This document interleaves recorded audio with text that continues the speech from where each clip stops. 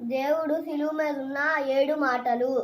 మొదటి మాట ఏంటిదంటే, తండ్రి వీళ్ళు ఏమి చేస్తుర్రో వీళ్ళు ఎరుగగా కనుక వీళ్ళని క్షమించుము. దాని అర్థం ఏంటిదంటే, వీళ్ళు ఏమి చేస్తున్నారో వాళ్ళకి తెలియదు. దేవుని శిలువ మీద వేస్తున్నాను ఎక్కడ కొడతానని తెలియకుండానే చేసాడు. తర్వాత వాళ్ళ తప్పును వాళ్ళే తెలుసుకున్నారు, అందుకే వాళ్ళు బాధపడతా ఉన్నారు. అందుకని వాళ్ళని క్షమించేసయ్యా అన్నాడు. రెండో మాట, నేడు నువ్వు పరదేశంలో కూడా నాతో ఉండొచ్చు. ఇది నా మాట. అది ఎందుకు అన్నాడంటే, ఎవరితో అన్నాడంటే, అది దొంగతో అన్నాడు. అది ఎందుకు అన్నాడంటే, ఆ దొంగ ఏమన్నాడంటే, నన్ను క్షమించు, నేను పాపాలు చేశాను, దొంగని నేనని ఒప్పుకున్నాడు.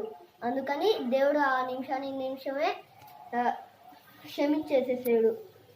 మూడో మాట, మా అమ్మ ఇదిగో నీ ప్రియ కుమారుడు. దాని అర్థం ఏంటిదంటే, ఇప్పుడు దేవుడు శిలువ మీద పడ్డాడు కదా, అప్పుడు ఒక మరియమ్మని ఎవరు చూసుకుంటారు? అందుకనే చూసుకోవాలని తన తమ్ముడిగా చూసుకున్న ఒక సేవకుడిని అమ్మ ఇదిగో నీ ప్రియ కుమారుడు అని పంపించాడు. నాలుగో మాట, దేవా దేవా నా తండ్రి నా చెయ్య ఎందుకు విడిచితివి. ఆ మాట ఎందుకన్నా అంటే, ఇప్పుడు పాపలు మూసి మనసు అయిపోయాడు కదా, అయినా తండ్రి నా చెయ్య ఎందుకు విడిచావు, నా చేతిని ఎందుకు విడిచేసావు అని చెప్పాడు. అందుకని ఐదో మాట, నేను దప్పికొనుచున్నాను. దాని అర్థం ఏంటిదంటే, ఇప్పుడు మీరు మంచిగా తెలివిగా బుద్ధిగా జ్ఞానంతో ఉండాలని నేను కోరుతున్నాను అని చెప్పి ఆరో మాట, సమాప్తమాయను.